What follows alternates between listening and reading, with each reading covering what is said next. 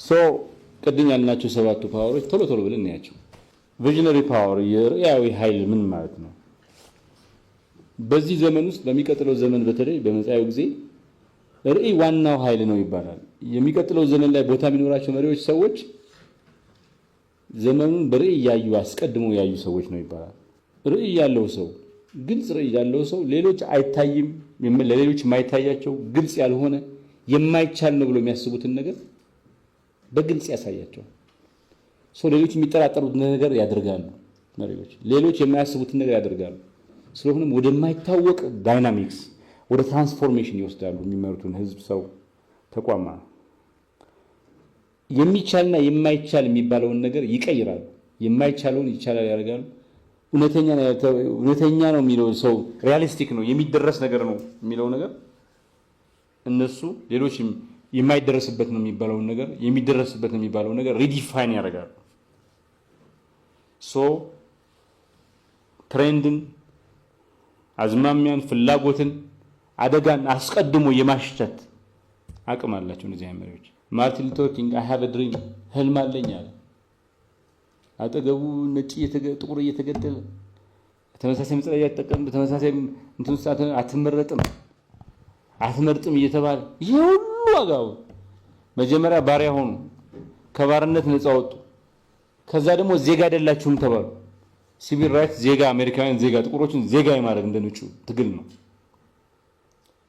አቦሊሽን የባርነት አቦሊሽን እንትን ከዛ በኋላ ደግሞ ሲቪል ራይትስ ግን በህልም አስቀድሞ በዛ በማይቻል ዓለም ውስጥ ጥቁርነት የተዋረደ በሆነበት ውስጥ ጥቁር መግደል እንደ ዶሮ መግደል እንኳን ዋጋ በማይሰጥበት ወቅት ውስጥ አይ ሃቭ አ ድሪም አለ። አይ ሃቭ አ ድሪም ብሎ አልቀረም። ኦባማ የሚባል ሰው የነጩ ቤተ መንግስቱ ገባ። ጥቁሮች ዜጋ ሆኑ ብቻ ሳይሆን የአሜሪካ የዓለም ትልቁ ኃይል ታላቁ ቤተ መንግስት መሪዎች ሆኑ። መሪዎች አስቀድመው አይተው ህልምን ኢማጂኔሽንን አስቀድመው አይተው እነሱ ባያሳኩት የሚቀጥለው ትውልድ ያሳካዋል። ሲያሳካው ነገሮችን ከመሰረቱ ይቀይረዋል። ሲንጋፖር ማለት ዝም ብላ የሆነ አቧራማ ደሴት በዚህ ስዋምፒ በመሆኗ ወባ ሰው እንደ ቅጠል የሚደግፍበት ሀገር ነው የነበረችው። ትንሽዬ እንትን ነች። አሁን 900 ነው 800 ቢሊዮን ዶላር ጂዲፒ ያላቸው ያቺ ትንሽ ሀገር ትንሽዬ ከተማ ከአቧራው ከወባው በራያ በባል ከሆለታው ውስጥ ምናየ የዓለም ማዕከልነት፣ የቴክኖሎጂ፣ የከተሜነት ማዕከልነት፣ የጽዳት፣ የውበት ማዕከልነት ታየ። በፍጹም የማይታሰብ እኮ ነው። in 30 years he made Singapore a great country። በአንድ ትውልድ ውስጥ ኃይለ ሥላሴ እየተጮህባቸው ጫማ እየተወረወረባቸው ፋሺስቶች እየተሳለቁባቸው በትዝብት ስለዚህ ታላቅ ሀገር ተናገሩ። የማታ ማታ ጣሊያኖች አንገታቸውን ደፍተዋል። እኛ አንገታችን ቀና አድርገናል። ኦፍ ኮርስ የማይጨው ጦርነት የብዙ ውድቀት ምክንያት ነበር። እንደ ትውልድም የነሱ ትውልድ እዳ ነበር። ምኒልክ አድዋ ላይ ሁሉ የኢትዮጵያ ብሔር ብሔረሰቦችን ያሳትፈው አሸነፉ ጣሊያንን። ጣሊያኖች ተቆጭተው በእብሪት ተዘጋጅተው ሲመጡ እኛ እጃችን አጣጥፈን ጠበቅናቸው፣ አሸነፉ። እንደ መሪ ዘላን ወቅሳቸው እንችላለን። ተመልሰው ግን ሂስቶሪክ ነገር አድርገዋል። ሌላ መሪ ያላደረገው ሌላ አፍሪካዊ መሪ ያላደረገው ነገር አድርገዋል። ጠቅላይ ሚኒስትር አብይ አህመድ ኢትዮጵያ ትፈርሳለች፣ አደጋ ላይ ነች፣ የብሔር ጥላቻ ምናምን ተብሎ ብዙ ነገር በደረምበት ጊዜ ስንኖር ኢትዮጵያዊ ስንሞት ኢትዮጵያ እንሆናለን ብለው ተናገሩ። የኔን እናት ጨምሮ ከየቦታው ነቅንቆ ታንክና ባንክ የነበረውን ስርዓት ምንም ማድረግ እንዳይችል እጅና አጣጥፎ እንዲቀመጥ ብሩክ ውስጥ እንዲገባ አደረጉ። በአንድ ትልቅ ንግግር ማለት ነው። መሪዎች ቪዥናቸው እንትን ይላል። ቪዥን ግን ኤክስኪዩሽን ይጠይቃል፣ መፈጸም ይጠይቃል። ሞራል ፓወር፣ የሞራል ኃይል። የአንድ መሪ ትልቅነት የሚጀምረው ትክክል ነው ብሎ የሚያስበውን ነገር ሰዎች ባይወዱትም አንፖፑላር ቢሆንም ማድረግ የጀመረ ለታ ነው ይባላል። በህሊና፣ በጥበብ፣ በፍትህ በኢንተግሪቲ ተመርቶ ሙስናን እምቢ ብሎ አጭሩን መንገድ ወዲያ ብሎ ማኒፑሌሽን ወዲያ ብሎ የረጅሙን ጊዜ ፍላጎት ቅድሚያ ሰጥቶ ያጭሩን ጊዜ ፍላጎት ወግድ ብሎ ነገሮችን ሲያከናውን ሞራል ፓወር ሞራላዊ ኃይል ይጎናጸፋል። ስለሚታመን ሰዎች ቀቡል ስለሚያደርጉት ማንዴላ ለደቡብ አፍሪካ ትልቅነት ሲል ለደቡብ አፍሪካ ትልቅ አንድነት ሲል አሳሪዎቹን በዳዮቹን ቂመኞቹን ይቅር ብሎ የጋራ ሀገር ፈጥሯል።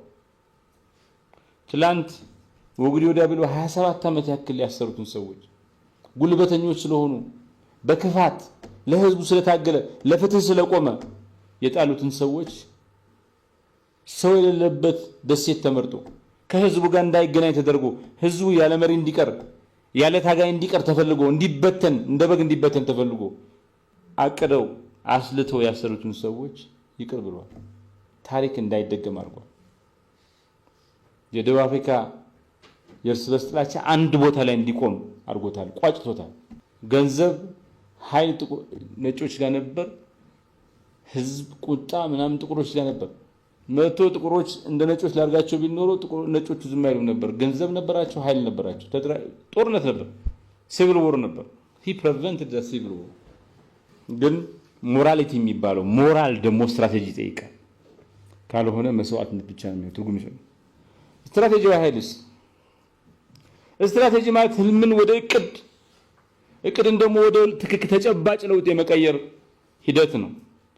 በስርዓት በመፈክር ሳይሆን በስርዓት ማመን ውስብስብን ነገር ወደ ግልጽ ወደ ሆነ ነገር የመቀየር ሂደት ሰው የሌለው ደጋፊ የሌለው ከመሆን ሽርክና ያለው ደጋፊ ያለው ወደ መሆን የሚደረግ ጥበባዊ ጉዞ ነው።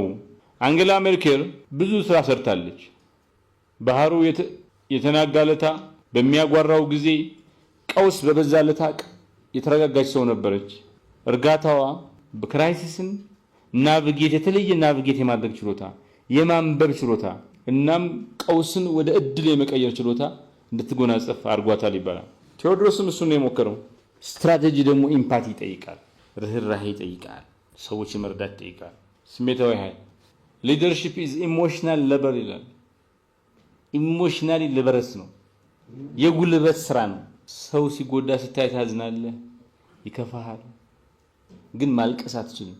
የሚያሳዝን እያየህ ነገር እያየህ እንባህል ውጠህ ሌሎች እንዲያዝኑ ምርኮ እንዲሆኑ ተስፋ እንዲቆርጡ ሳይሆን ልብ ተሰብሮ እያለ የሌሎች ሰዎች ልብ እንዳይሰበር ትሞክራለህ። ተስፋ ቆርጠህ እያለ ሌሎች ተስፋ እንዳይቆርጡ ታደርጋለህ። ለበረስ ነው። ከራስ ጋር ታግለህ ሌሎች መስዋዕት ትሆናለህ። በከፍተኛ ስሜትን በሚፈትን ነገር ውስጥ ሆነህ ኢሞሽናል መሆን አይፈቀድልህም። ግን ኢምፓቲ ርህራሄን ታሳይ ይጠበቃል። መጨከን ሲገባ ርህራሄ፣ ኮሚኒኬሽን ፓወር። መሪዎች ዝም ብለው የሚናገሩ ሰዎች አይደሉም። መሪዎች ትክክለኛ የሆነ ነገር በትክክለኛ ጊዜና በትክክለኛው መንገድ የሚናገሩ ሰዎች ናቸው። ትርክትን ፍሬም ያደርጋሉ። መታመንን በራስ ሰዎች በእነሱ ላይ መተማመን ዴቨሎፕ እንዲያደርግ ያደርጋሉ። ውስብስብ የሆነ ነገር የሚያነሳሳ ኃያል ርዕይ አድርገው ይቀርጻሉ። ዊንስተን ቸርችል ሂትለር አጠፋቸዋለሁ ብሎ ተመክቶ በተነሳበት ጊዜ ባልተዘጋጁበት ሁኔታ በአንድ ታላቅ ንግግር እንግሊዞች እጅ አንሰጥም፣ በየቢቾቻችን በየቤታችን በየልጃችን ተዋግተን እናሸንፈዋለን ብሎ ተናገረ። ቸርችል ከዛ ብዙ የተሳካለት መሪ አልነበረም።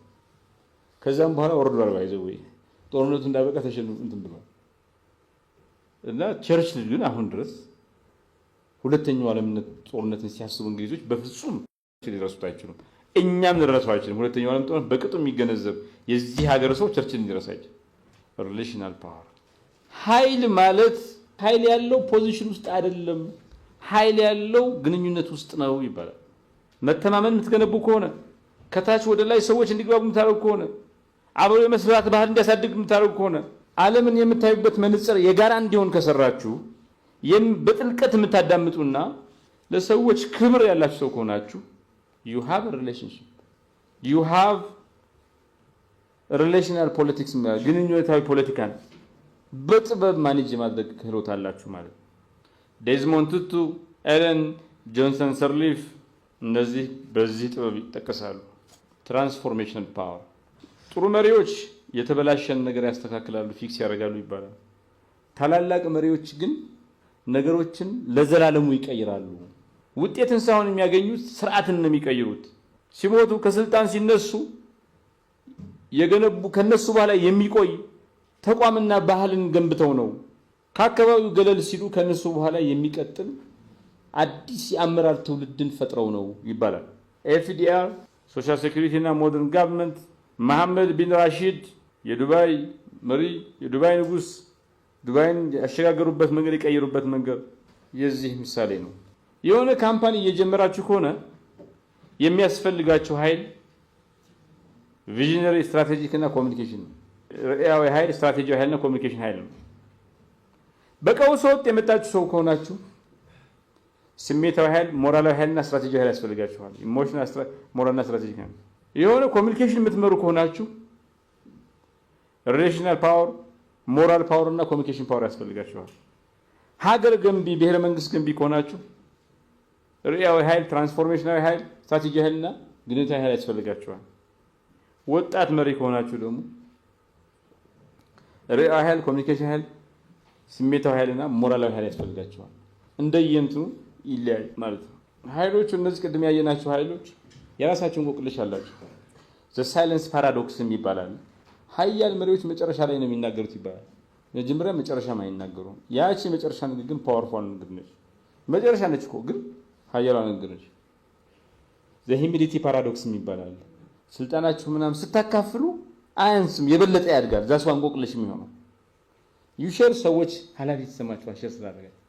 ዘ ባላንስ ፓራዶክስ ይባላል። ሁልጊዜ ፓወር ባላንስ መሆን ሚዛን መጠበቅ አለበት። ነገር ቱማች ሲሆን ሁሉን ነገር ያበላሸዋል፣ ዲስቶርት ያደርገዋል። ቱማች ኦፍ ዋን ፓወር ዲስቶርትስ ዘ ሆል ነው የሚባለው። ሶ ሚዛን መጠበቅ አለበት። ዘ ታይሚንግ ፓራዶክስ ደግሞ ይባላል። ትክክለኛ ኃይል ትክክለኛ ባልሆነ ጊዜ ወይ ፈጥኖ ወይ ዘግይቶ ጥቅም ላይ ሲውል ውጤት አያመጣም ማለት ነው። አንድ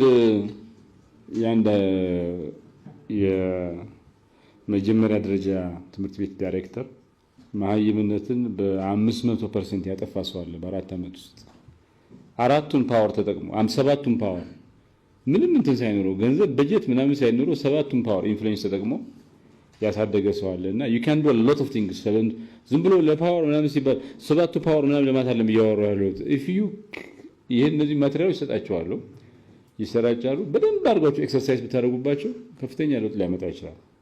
አንድ ሲኢኦ ስትራቴጂ ያለው ኮሚኒኬሽን ይችላል፣ ግን ኢሞሽናል ፓወር የለውም። ቶክሲክ የሆነ ኤንቫይሮንመንት በመፍጠሩ መስሪያ ቤቱ እንዳለ የተበላሸበት እንትን አውቃለሁ።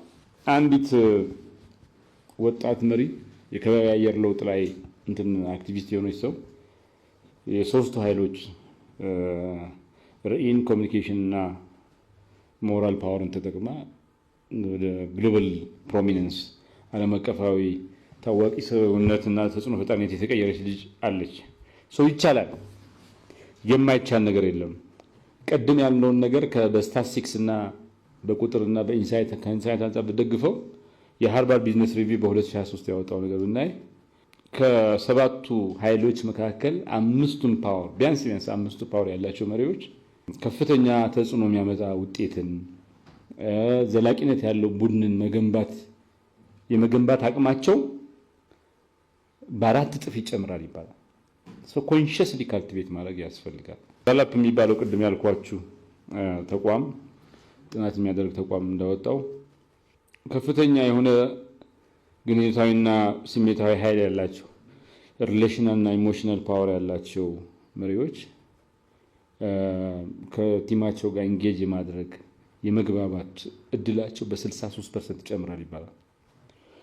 የወርልድ ኢኮኖሚክ ፎረም ያወጣውን አንድ ዴታ ብናይ ለወደፊቱ ጠቃሚ መሆን የሚፈልጉ የመጪው ጊዜ ዘመን መሪዎች የመጻኤው ጊዜ ዘመን መሪዎች መሆን የሚፈልጉ መሪዎች ስትራቴጂያዊ፣ ሞራላዊና ኮሚኒኬሽናዊ ኃይል ያስፈልጋቸዋል ይባላል። ቢኮዝ ይሄ ሃይብሪድ ወርልድ ስለሆነ ሊደርሺፕ ፌለር ሲያጋጥምስ ውድቀት ሲያጋጥምስ ምን እንደሚሆነው መሪዎች ውጤት ማምጣት ሲሳናቸው ሲወድቁ ችግር ሲያጋጥማቸው ጉዳቱ ከፍተኛ ነው፣ አደገኛ ነው። እናም ለረጅም ጊዜ የሚቆይ እንትን ነው። መሪዎች ችግር ሲያጋጥማቸው፣ ውድቀት ሲያጋጥማቸው ብዙ አይነት ዋጋ ይከፈላል። የመጀመሪያ የግል ዋጋ ነው የሚከፍሉት። ፐርሰናል ኮስት አላቸው። ይሰላቻሉ፣ ሀፍረት ይሰማቸዋል፣ ንቃቅማቸው ይባክናል። በወደቀው ባልተሳካው ተልእኮ ምክንያት ዲፕረስድ ይሆናሉ። ጊልቲ ስሜት ይሰማቸዋል። ጥፋተኝነት፣ ወንጀለኝነት ይጸጸታሉ። ውስጣዊ ሰላም ያጣሉ። በሰዎች ዘንድ የነበራቸው መልካም ስምና ዝና ተአማኒነት ይጠፋል። እና ትልቁ ስቃይ የሚባለው መሪዎች የተሻለ ነገር ከሰሩት ነገር የተሻለ ነገር መስራት ይችሉ እንደነበር ስለሚያውቁ እያወቁ አለማድረጋቸው ከፍተኛ ጸጸት ያደርጋቸዋል ይባላል። ግን የግል ዋጋ ብቻ ሆኖ ሳይሆን በቡድንም በተቋም ደረጃ ዋጋ ያስከፍላል። የመስሪያ ቤቱ ባህል በጣም ቶክሲክ ይሆናል። ችሎታ ያላቸው ሰዎች ይለቃሉ። የራዕይ ግራ መጋባት ይመጣል። የሞራል መሸርሸር ይመጣል። ኢኖቬሽን ይሸረሸራል፣ ይዳከማል። ፍራቻ ይነግሳል። የተልእኮና የዓላማ መዛባትና መክዳት ያጋጥማል። ብሔራዊ ዋጋም አለ። ማህበራዊ ኮንትራክት ይፈርሳል። ጦርነት፣ አምባገነንነት፣ ስቴት ፌሊየርስ ይመጣል። ትውልድ ይባክናል። ሙስና ይላል። ዚምባብዌ፣ ሄይቲ፣ ሊቢያ የዚህ እንትን ነው። ቀጠናዊና አህጉራዊ ዋጋም ያስከፍላል። ቀጠናው እንዳለ ፍራጃይል ይሆናል። ወጣቶች በከፍተኛ ደረጃ ይሰደዳሉ። በሀብት በሪሶርስ ሀብታም ይሆናል። ስትራክቸራዊ ግንብ ኮንጎ ሳህል ሪጅን የሚባለው አንዱ እንትን ነው። ዓለም አቀፋዊ ዋጋም አለው። ኢኮኖሚ ይወድቃል። ክላይሜት ክራይሲስ እንትን ይላል። መተማመን፣ ዴሞክራሲ እና የሚባለው ይጠፋል። እና አመራር እንደ ትውልድ የመሪነት እንትን ችግር ሲገጥም፣ ውድቀት ሲገጥም ዓለም ሁሉ ዋጋ ተከፍላለች ይባላል። አንድ ዓለም ባንክ በ2022 ያወጣው ዴታ እንደሚያሳየው ሀገራት በአመት እስከ 1.2 ትሪሊዮን ዶላር የሚደርስ ኪሳራ ይደርስባቸዋል በደካማ አመራር ምክንያት። ሜኬንዚ የሚባለው የዓለም አቀፍ የኮንትራክት እንትን የኮንሰልተንሲ ድርጅት ያወጣው ሪፖርት እንደሚያሳየው 86 በካምፓኒዎች መካከል በካምፓኒዎች ውስጥ የሚደረግ ሽግግር የአመራር ሽግግር በካምፓኒዎች ውስጥ የሚደረግ የአመራር ሽግግር ከሚደረጉ ሽግግሮች ውስጥ 86% የሚሆኑት በጥሩ ሁኔታ ስለማይከናወኑ ካምፓኒዎቹ እስከ 15% ድረስ የሚደርስ የስቶክ ድሮፕ በስቶክ ቫልዩአቸው ከፍተኛ ዲክላይን 15% የሚደርስ ዲክላይን ያጋጥማል። ዩኔስኮ ያወጣው ሪፖርት እንደሚያሳየው 260 ሚሊዮን በላይ የሚሆኑ በዓለም ውስጥ ከ260 ሚሊዮን በላይ የሚሆኑ ህፃናት ከትምህርት ገበታ ውጭ ናቸው በደካማ የትምህርት አመራር ምክንያት። እነዚህ ሁሉ ዴታዎች እንደሚያሳዩት ጥንቃቄ ይጠይቃል።